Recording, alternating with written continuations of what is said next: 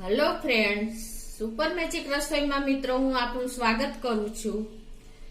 આજે હું મલાઈમાંથી ડબલ ઘી કઈ રીતે બને અને ઈ પણ બ્લેન્ડર કે ઝેરણી કે મિક્સર વગર આપણે અલગ જ રીતે એક વસ્તુ ઉમેરીને આપણે ઘી બનાવશું। તો તમે છેલ્લે સુધી મારો વિડીયો જોજો અને તમને મારો વિડીયો ગમે તો લાઈક કરજો, શેર કરજો અને સબસ્ક્રાઇબ કરવાનું તો ભૂલતા જ નહીં। મારે 8 દિવસની મલાઈ છે મિત્રો, એ આપણે એક વાસણમાં લઈ લેશું અને આ મેં ફ્રીઝરમાં રાખતી હતી। હવે ફ્રીઝરમાંથી મેં 2 કલાક પહેલા બહાર લઈ લીધી છે। તો આ રીતે તમારે થોડીક વહેલું આપણે બહાર કાઢી લેવાની છે, એટલે ઈઝીલી આપણે માખણ તૈયાર થઈ જાય।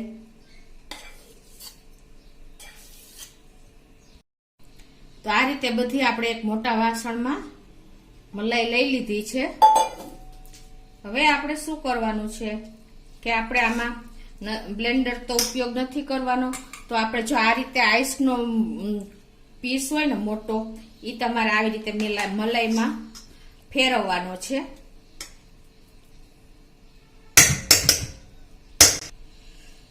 આ રીતે મિત્રો, જો આ મોટો પીસ છે મારી પાસે આઈસનો બરફના ટુકડો, તો એને તમે આ રીતે જો મલાઈમાં ફેરવશો ને મિત્રો, તમે જોઈ શકો છો હું કઈ રીતે ફેરવી રહી છું। તો આપણે આ કલાકોનું કામ મિનિટોમાં પતી જશે મિત્રો, તમે છેલ્લે સુધી આ જોજો પ્રોસીજર।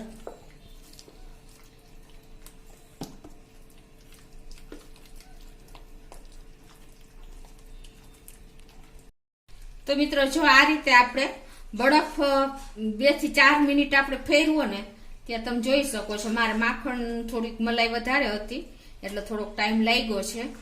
જો આટલો પીસ રહ્યો, તમે જોઈ શકો છો ને કે આ એક તમે બરફનો ટુકડો તમે મલાઈમાં ફેરવો ને ત્યાં માખણ ભેગું થઈ જાય છે, અને નથી બ્લેન્ડરની જરૂર કે નથી મિક્સરની જરૂર કે નથી કોઈ જાતની ઝંઝટ। તો મિત્રો આ રીતે હવે આપણે આ બરફ એક વાસણમાં મૂકી દેશું અહીંયા।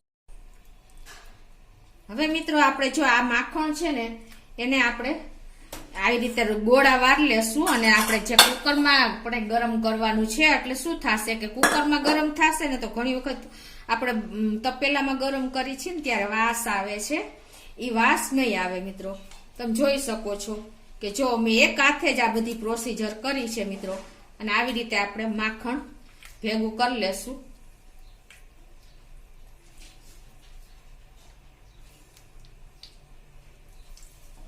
ઈઝીલી કોઈ જાતની ઝંઝટ રહેતી નથી। આ રીતે આપણે દબાવીને એની છાશ કાઢી લેશું।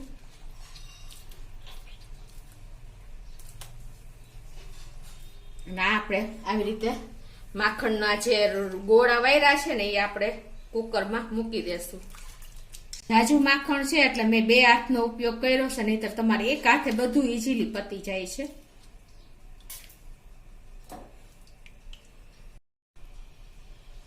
તો જો આપણે આ બધું માખણ હવે આમાં લઈ લીધું છે, તમે જોઈ શકો છો કે આટલું માખણ મારે ઉતર્યું છે। તમે મલાઈની ક્વોન્ટિટીમાં માખણ વધારે ઉતરે છે મિત્રો, તમે જો આ રીતે કરશો તો ઘી પણ વધારે જ થશે।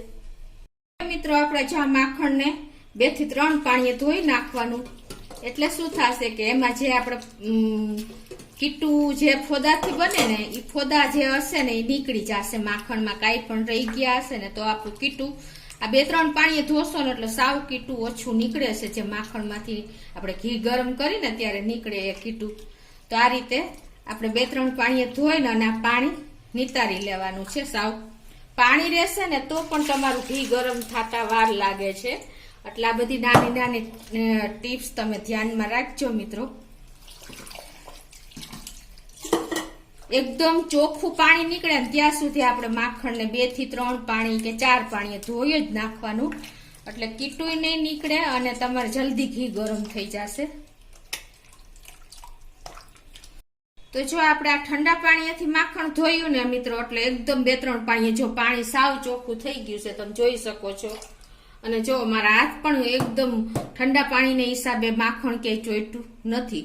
તો તમારે આ રીતે પ્રોસીજર કરવાની છે, ઈઝીલી તમારે બરફથી માખણ તૈયાર થઈ જશે। અને હવે આપણે આ ઘી તપેલાને બદલે કુકરમાં ગરમ કરશું અને એ પણ આપણે તમે જોઈ શકો છો આ રીતે ગેસ ઓન કરીને ગેસની ફ્લેમ મીડિયમ રાખવાની છે અને આપણે આને એક વિસલ બોલાવી લેશું કુકરમાં જ. તો મિત્રો જો આ માખણને આપણે મીડિયમ ફ્લેમ ઉપર આપણે કુકરમાં મૂકીને અને ઓગાળી લેવાનું છે. આ રીતે તમે જોઈ શકો છો. ઓગળી જાય ને પછી જ આપણે એનું ઢાંકણું બંધ કરશું.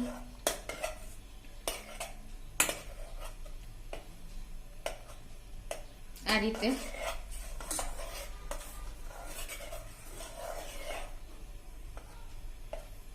હવે આપણું માખણ ઓગળી ગયું છે, તમે જોઈ શકો છો. હવે આપણે અત્યારે ગેસની ફ્લેમ મીડિયમ કરીને અને આપણે ઢાંકણું બંધ કરી દેવાનું છે કુકરનું અને આપણે એક વિસલ કરી લેશું. અડધી પોણી કલાક ઘી ગરમ કરતા પહેલા સ્ટેજમાં થાય છે ને એ તમારે 10 જ મિનિટમાં થઈ જશે. તો મિત્રો જો આપણે એક વિસલ વાગી ગઈ છે અને હવે આપણે એને ખોલી લઈએ. મિત્રો એક જ વિસલ વગાડવાની છે. જો બીજી વિસલ વગાડશો ને તો શું થશે કે તમારે દૂધ કે એમાં પાણી જે હોય ને એ બહાર ઉછળીને આવશે ને આપણું કુકર અને ગેસ બંને બગડશે. તો હવે આપણે ખોલી લઈએ.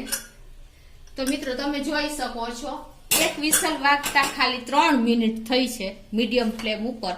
અને જો આપણું ઘી જો 75% તૈયાર થઈ ગયું છે અને તમે તપેલામાં કર્યું હોય તો અડધી પોણી કલાક જાય. જો તમે મિત્રો તમે જોઈ શકો છો ને ઘીની કન્સિસ્ટન્સી જો તાજું થઈ ગયું. આપણે તમારું માખણ એકદમ સાફ કરેલું હશે ને મિત્રો તો તમે મને એવું લાગે છે કે તમે 2 વિસલ વગાડો ને તો તમારું ઘી તાજું થઈ જાય.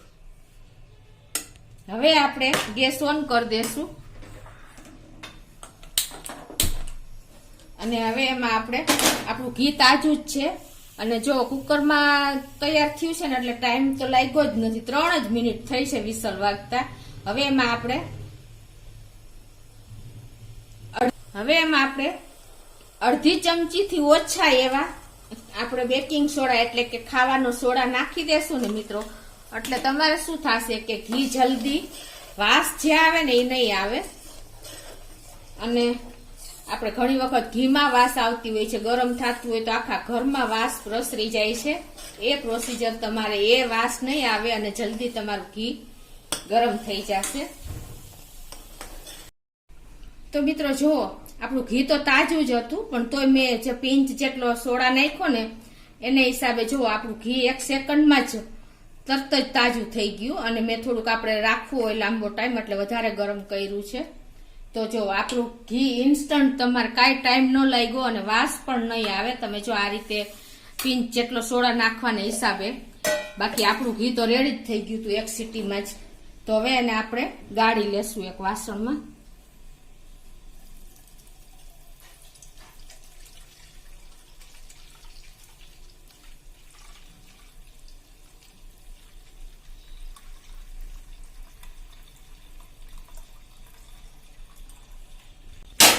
ઘી જો 1 ચમચી જેટલું જ કીટું નીકળ્યું છે. એનું કારણ શું છે કે આપણે માખણ 2 થી 3 પાણીએ ધોયું હતું અને સોડા નાખવાનું રીઝન તો મિત્રો એ જ કે તમારું ઘી જો મલાઈ વાળું ઘી હોય ગરમ થતું હોય ને વાસ આવે છે ને એ વાસ ન આવે એટલા માટે જ આપણે સોડા નાખ્યા હતા. અને તમે કુકરમાં ગરમ કરશો ને માખણ એકદમ ચોખ્ખા પાણીએ ધોયેલું હશે ને મિત્રો તો તમારે એક જ વિસલમાં તમારું ઘી તૈયાર થઈ જશે. તમે જોયું હતું ને મારું ઘી.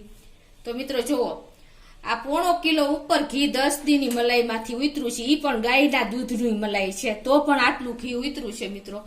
તો તમે ચોક્કસ આ રીતે એક બરફના ટુકડામાંથી તમે માખણ તૈયાર કરજો અને આ રીતે કુકરમાં એક વિસલ વગાડશો ને અને પાણીએથી ચોખ્ખા પાણીએથી 2-3 પાણીએથી માખણ ધોશો ને એટલે તમારે કલાકોનું કામ જે આપણે ઘી ગરમ કરતા 1 કલાક કે પોણી કલાક કે અડધી કલાક થાય છે ને એ તમારે 10 મિનિટમાં થઈ જશે. 10 મિનિટ તો મારે થઈ પણ નહોતી, 3 જ મિનિટ થઈ હતી.